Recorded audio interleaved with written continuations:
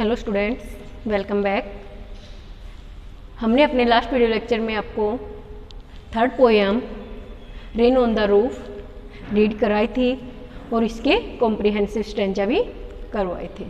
तो आप poem read कर चुके हैं। आज हम इस पोएम की समरी आपको रीड कराएंगे। आपने पढ़ा है कि इस पोएम में क्या था। ये जो पोएम है हमारी रेन के बारे में थी कि कैसे जो पोएट है वो रेन के टाइम पे आराम से अपने कमरे में लेटा हुआ और जो रेन की आवाज़ है उसकी जो पैटरिंग साउंड है उसको महसूस करता है, उसका जो उसका म्यूजिक है उसको सुनता है और इसी म्यूजिक के दौरान उसको अपनी जो माँ की यादें भी आती है और उससे वो बहुत ही खुश होता है। तो आइए हम इसकी समरी रीड करते हैं।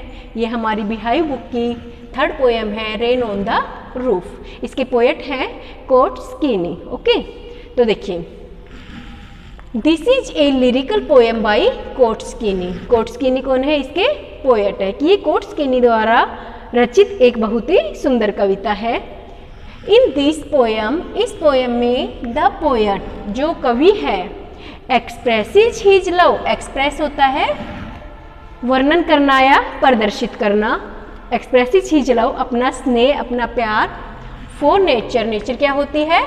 प्रकृति, एंड प्रेजिज, प्रेजिज क्या होता है? प्रशंसा करना, प्रेजिज द ब्यूटी ऑफ नेचर, प्रकृति की सुंदरता। नेचर क्या है? प्रकृति, और ब्यूटी आप सभी को पता है क्या होती है? सुंदरता। तो क्या बताया? इन दिस पोएम, इस पोएम में द पोएट एक्सप्रेसिज हिज लव, जो पोएट है वो अपना लव एक्सप्रेस करता है, अपना प्यार उजागर करता है फॉर नेचर, प्रकृति के लिए, एंड प्रेजिज और प्रशंसा करता है द ब्यूटी ऑफ नेचर की जो ये प्रकृति है ये कितनी खूबसूरत है, इसकी जो घटनाएं घटती है वो कितनी ज़्यादा सुंदर है, तो सबकी वो प्रशंसा करता है। The poet says that when the clouds, poet कहता है कि जब बादल, क्लाउड्स क्या होते हैं? बादल, filled with rain vapours, vapours क्या होते हैं? जलवाष्प, जलवाष्प मतलब जब बादलों में जो पानी भरता है, जलवाष्प भरता है, तो कहता है कि जब बादल जलवाष्प से भरकर फ्लीट, फ्लीट होता है तैरना, मंडराना, कि जब बादल तैरते हैं, मंडराते हैं इन द स्काई, आसमान में, एवरीबॉडी फील्स थ्रिल्ड, थ्रिल्ड होता है रोमांचित, तो प्रत्येक व्यक्ति रोमांचित हो उठता है। तो इस लाइन में कवि ने क्या बताया है कि जब जलवाष्पों से भरे बादल आसमानों में मंडराते हैं तो प्रत्येक व्यक्ति रोमांचित हो उठता है। द सैडनेस, सैडनेस मेलैंकली, मेलैंकली क्या होता है? उदासी। द सैडनेस वीप्स, रोती है इन रेनी टीयर्स, वर्षा रूपी आंसुओं के रूप में, कि जो उदासी है, जो मेलैंकली है वो वर्षा रूपी आंसुओं के रूप में रोती है। It is very enjoyable to have rest in a cosy bed when it is raining outside, raining होता है बरसात हो रही हो, आउटसाइड बाहर, कोजी होता है आरामदायक, जिसमें लेटकर आपको आराम मिले। कोजी बेड मतलब एक आरामदायक बिस्तर।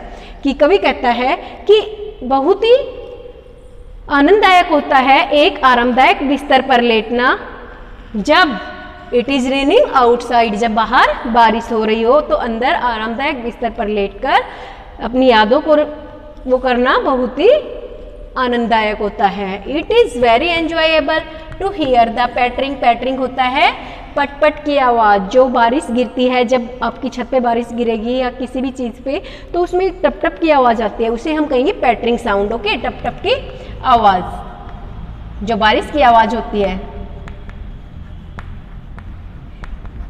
ऑफ सॉफ्ट रेन, जो सॉफ्ट रेन ड्रॉप्स है, जो बारिश की बूंदे हैं, on the singles of the roof, singles होती हैं टाइलें, ऑफ द रूफ छत। ये कहता है कि इट इज वेरी एंजॉयबल, बहुत ही आनंददायक होता है, टू हियर, सुनना, द पैटरिंग साउंड, जो बारिश की टप टप की आवाज है, ऑफ सॉफ्ट रेन, जो कोमल बारिश की बूंदों की, on the singles of the roof, छत की टाइलों के ऊपर जो बारिश की आवाज है उसको सुनना बहुत ही आनंददायक होता है। This makes an echo, in the poet's hut. Echo होता है उमंग। जब पोएट बारिश के टाइम में अपने बिस्तर पर लेटा हुआ है तो वो कह रहा है ये उसके मन में एक उमंग उठाती है।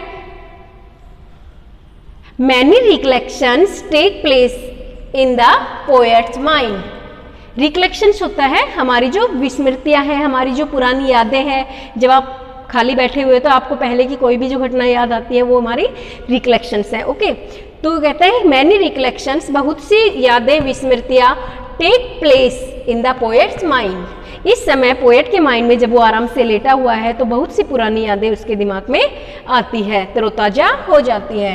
इन हिज मेमोरी, मेमोरी क्या है?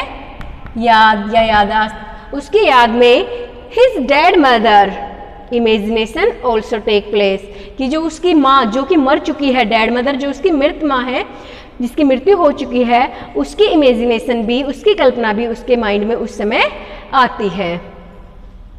He feels happy at this, और जब उसकी माँ की यादें उसके मन में आती है तो इसके ऊपर उसे बहुत ज़्यादा खुशी होती है, वो बहुत खुश हो जाता है। He again listens the pattering sound of the rain, वो दोबारा से जो रेन की, जो बारिश की बूंदों की जो आवाज़ है, जो टप टप की आवाज़ है, उसको सुनता है। एंड गेट्स थ्रिल्ड, और रोमांचित हो उठता है। थ्रिल्ड क्या होता है? रोमांचित। तो ये थी हमारी पोएम, आपने पढ़ा था इसके बारे में, तो आप इस समरी को लर्न कीजिए। Thanks, have a nice day.